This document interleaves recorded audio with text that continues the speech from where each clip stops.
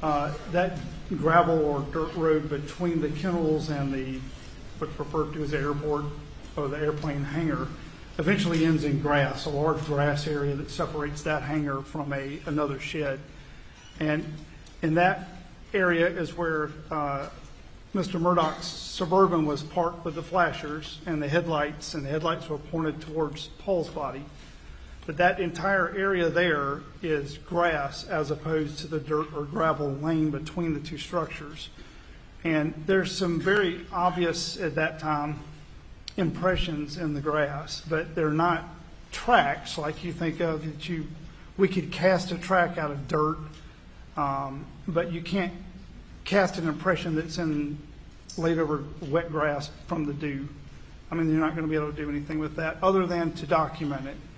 And I did notice them, and I actually asked Mr. Murdaugh if he could tell me, because I was unaware of the body cam footage at the time. Could you tell me what direction you came from? And he told me that he pointed and said he had come from the residence and pulled up here, turned around and went back the same route, confirming that the tracks around his vehicle, the Suburban, were his. And he said there should be two sets from where I arrived the first time, left and got the gun and came back. And I asked about the other sets that you could see. And there was one in particular that appeared to come close to Maggie's body, possibly. You had to have the light just right. And it just happened to be that I noticed it looking at the ground in front of Mr. Murdaugh's vehicle because the lights were shining on Paul that you could see that.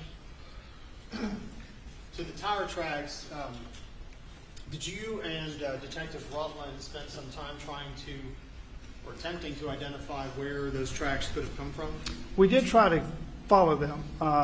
One thing that started to bother me was that we didn't have a vehicle. We're trying to figure out how Maggie and Paul got to the kennels. It's a pretty substantial distance from the residence to the kennels, the property, and I don't know an exact, but I'm guessing probably 1,000 yards from the kennels to the house. And it's 10 o'clock at night, so I don't know what time they got there, but it's a pretty long walk, especially if you're planning on walking back in the dark. And did they drive a vehicle? Did they drive a four-wheeler or a UTV or whatever, a golf cart? But we see Mr. Murdaugh's vehicle, and because he left it as instructed where it was. But we were trying to determine if any of these other tracks lined up with the position of any other vehicles that were on the property. There was a UTV with a flat tire. There was another a half-ton pickup in the shed across the grass portion from the hangar. I was thinking maybe those tracks would line up, or the impressions that were in the grass would line up with that vehicle. Did they appear to line up with They either did of those not. vehicles? They did not.